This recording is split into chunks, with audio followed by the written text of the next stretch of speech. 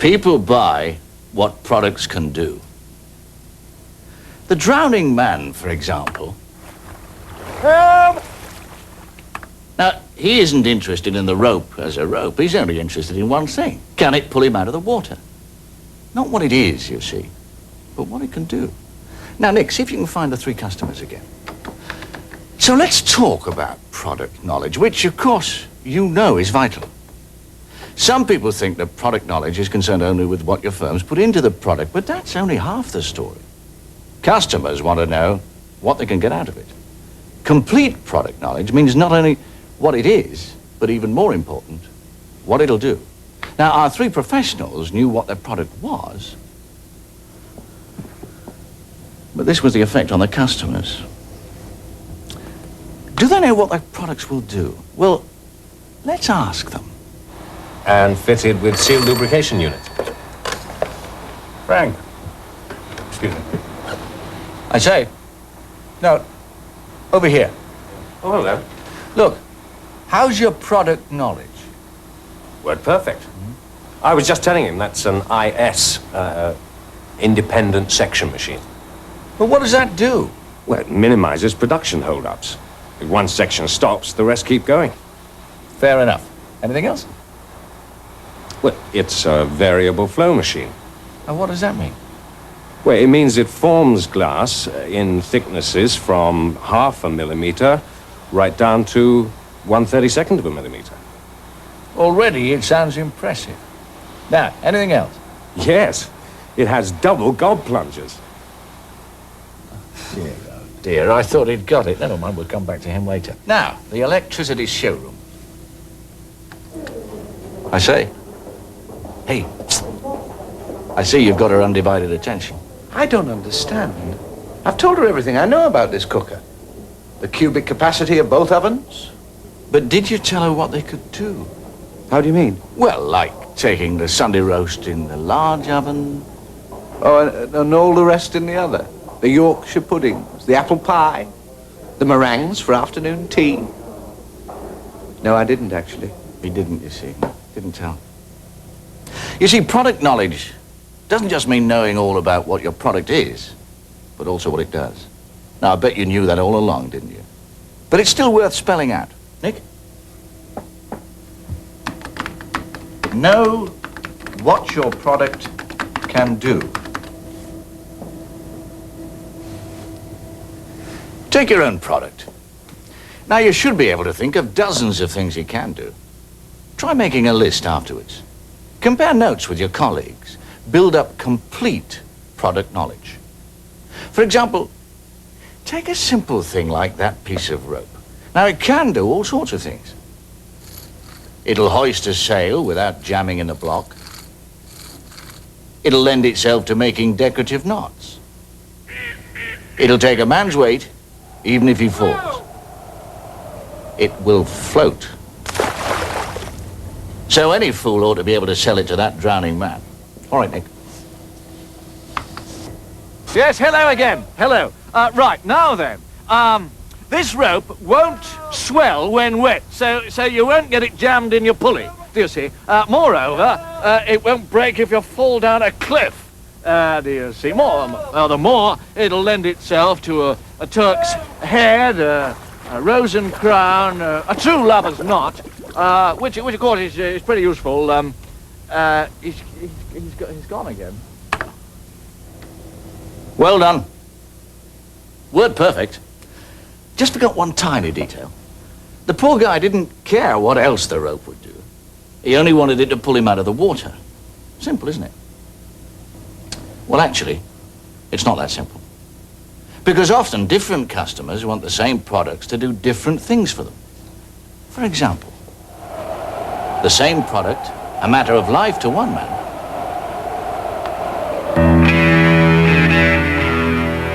can be death to another. Yet, some salesmen fire away with all the things the product can do, regardless of what the customer wants done. What does it matter if some miss, they say, so long as some hit the mark? Well, let's see, shall we? Nick? And This automatic feature will take care of everything, leaving you free to watch the television. I prefer to take care of my own cooking, thank you. The customer's now on her guard. Suspicious. The salesman will have to work twice as hard to regain her confidence and goodwill. Now for another wide shot. And, of course, our IS machine will work glass as thin as 1/32 of a millimeter. Really? We make beer bottles, and by law, they have to be 4 millimeters thick. Now this is much more serious. The salesman has dropped sharply in his customer's estimation. By being caught out in ignorance of the customer's business, he's cast doubt over anything else he might say. When a customer's short of time or temper, you can't afford to miss with your first shot. You may not get a second chance. So it does matter if your aim is wide of the mark. Now, why did those salespeople miss?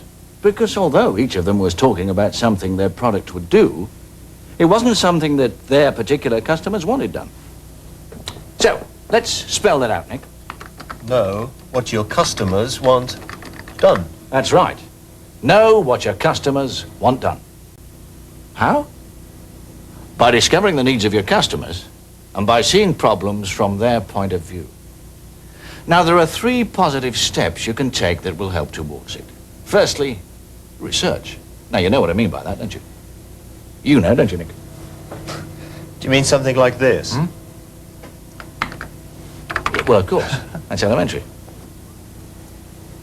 Find out everything you can about prospects before you meet them. About their business, their particular firm, even them as people if you can.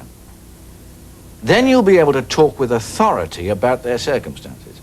And you'll be able to share their point of view. Research before meeting prospects is the first step to sharing their point of view. And the second? Communication. Two-way communication. Now, this is so important. Rank have already made a special film about it with Penelope Keith. What it says, above all, is ask questions and listen. Really listen to the answers. By doing that, our friend the cooker salesman will also get much closer to sharing his customer's point of view.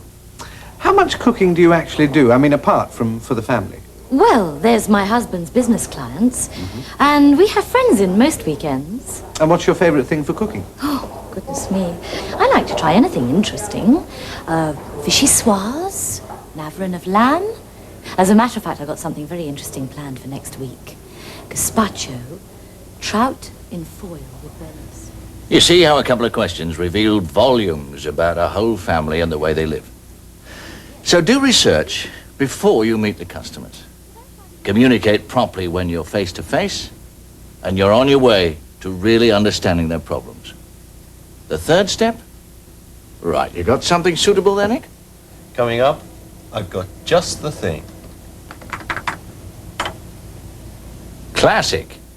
Think. Think about what each particular customer wants from your product.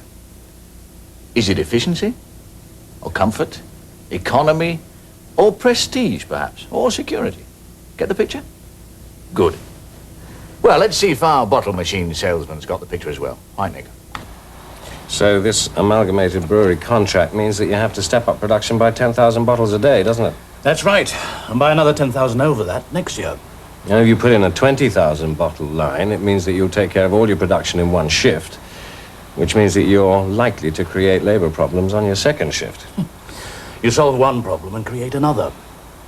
Well, not if we can think of a way of keeping the machine going for 24 hours a day at half capacity for the first year and at full capacity after that. You need the economy of buying now, but with full adaptability. But how? Well, let's see. Now that's sharing the customer's point of view. And by sharing their point of view, you get to know what they want done. Match that with what your product can do, and you've got something to sell. A benefit. Now, a benefit isn't the same as your product. It isn't even part of your product. It's what your product can do that your customer wants done. And that's what people buy. What your product can do for them. Benefits. That's what you're selling first, last, and all the time. In fact, it's all you've got to sell. I'm planning something rather interesting for next week. Asparagus soup, trout in foil with béarnaise sauce, carré d'agneau with fresh green beans and new potatoes. Anything else? Oh yes, lemon souffle, my husband's favourite. But I find it all so difficult on my present cooker. Well, let's see. The soup, beans, potatoes, the lamb and the trout in the large oven. And the souffle in the small. And haven't we forgotten something? The béarnaise sauce. Perfect. Yes. He's not selling his customer a cooker. He's selling her delicious meals for her friends. Just as this salesman isn't selling a bottling machine. So the problem is to retain all your shift staff in anticipation of the big increase that's coming next year, and at the same time increase production by 10,000 bottles a day. Exactly. And I cannot do it on the existing machinery. But of course, if I were to install one of your machines and only use half the sections... Then you'd get your extra 10,000 bottles a day and still keep the shift staff occupied. And the machine will be ready and waiting for next year. I think that's the answer. He's selling higher productivity, good labor relations, efficient management. And this man isn't selling a piece of rope. He's selling not being drowned.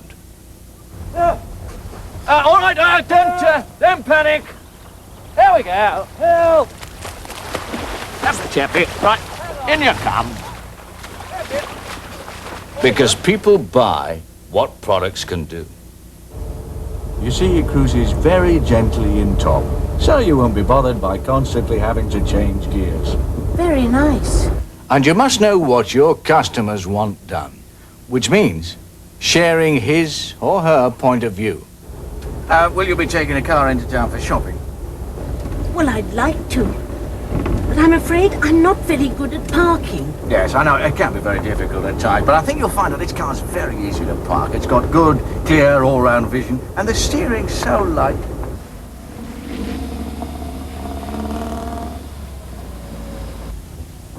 Oh, did I hit something? Oh, well, nothing important. Oh, well, that's what bumpers are for, isn't it? What a nice, safe car. I'll have it. Sharing your customer's point of view means finding out everything you can about them before you meet, and then asking questions and listening, really listening to the answers, and thinking about what it is that will motivate each individual to buy your product. Do all these things, and you'll be in business, selling what people buy, the particular benefits they want from your product or service. But even when you've done all that, life can still be full of surprises. I think I'll just see what her acceleration is like. Well, just in case I need to get out of trouble, you understand?